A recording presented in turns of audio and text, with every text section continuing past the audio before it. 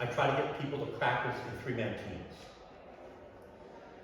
This helps prevent tunnel.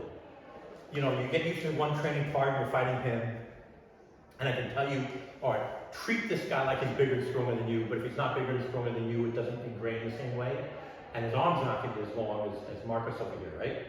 So what I have you do is get a little closer. Actually, Marcus, why don't you come right there? I just want to arrange this so the camera can see everybody. So what we'll do is we'll have three different people with three different weapons or tools. The only fixed thing is if there's one door in the room, that's the exit, right? So you have a knife and hammer grip, you have a knife and ice pick grip, go on guard, right? So if you attack me first, do the grab and stab, right? I do the parry and I think what hits I can do on you to get a tool in my hand, right? And then I can say, okay, how can I maneuver things so I can get to the door of exit, right? If Marcus comes in with ice pick grip on the grab and stab as a grab first, the easiest thing, the most instinctive thing, the safest thing on a single opponent when you do the grab is to grab, is to turn this way, right? Is what I've been showing you, right? But is this a good idea if I have that guy over there? No. So we try to give you 4 parameters for each technique.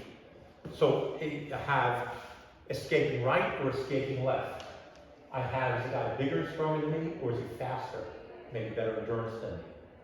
So in this case, he goes for the grab or stab or punch here. So what I'll do on this line is I'll go and I'll snatch it from over there so we're not able to go. So instead of going a 90 degree this way, I'm doing a lateral step, trying to stay outside his range. So if he starts firing at me, I have some better ability to escape. I don't want to be on the outside, which puts me away from his knife, but closer to the bad guy's knife. Another thing I want you to understand is, in Pekiti-Tirsia, when the man holds a knife and hammer grip, the first parry we'll give you is with the palm up like that, because if the guy redirects and cuts you, he's cutting on the less delicate part of the arm. You'd rather not get cut anywhere, but it's better to get cut on the outside than the inside. If Marcus comes an ice pick grip, however, we're going to drop it with the palm towards his hand. Because if he goes and captures my wrist, again, he's capturing the less delicate part of the arm. You see the idea? However, that's basics. Later on, if you're suddenly attacked in the street, in a dark alley, you're thinking about going home to what you're going to make for dinner or whatever groceries you're going to buy, right? Like I said, pick up some extra milk. And zombie comes quickly out of the alley and jumps you. Then when something comes in, you're going to attack that as hard as you possibly can and then beat them up, and you're attacking with a neutral position of the cutting edge, hitting them out of the way and then hit. You're treating this more like I have a weapon too.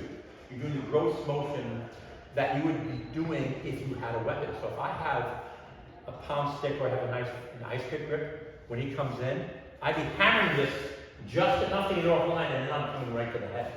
You see the idea? However, if you give beginners hard strikes, what happens is this. Come in with a slash on the hammer grip, and they miss, and they try to move too soon, and they get cut. However, when I teach law enforcement, I don't have time for that.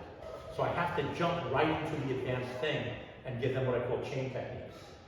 So when he comes in with something, just go as hard as you can and hit the guy and go. And usually they're already in a situation where they're a little primed, so they're not sleepwalking through this thing. So they will hit hard. The adrenaline just kicks right in. So I give them like the whole ending of how a knife guy would do the technique if he had a knife in his hand. You see the idea? That's kind of the difference between how I teach civilian martial arts guys that would be there a long time with me, or law enforcement or military people. And the same way that we would go comes in, your empty hand technique is designed to give you time to draw a weapon. So, law enforcement, obviously, they have a pistol on the side. You guys should have something in your hand, something in your pocket. Anything in your pocket is better than nothing. So I use I give a flashlight. You can use a pen. Here's my pen. So if he comes in with that grab and I go here and I go whoop, and I rake his eyes with the pen, it's going to make him want it. It's going to make him do something. But really what's going on here is it focuses your game plan on what you can do successfully. I can rake the eyes, and what you're doing here is really targeting radar.